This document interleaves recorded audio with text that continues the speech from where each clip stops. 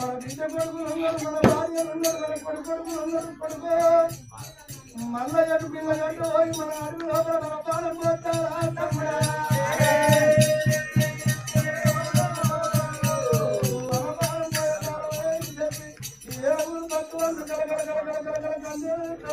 ఈ ఏడుగురు భక్తుల కన్నీరు భగవంతుడు మల్లయ్య కదిరి మీద ఉన్న భగవంతుడి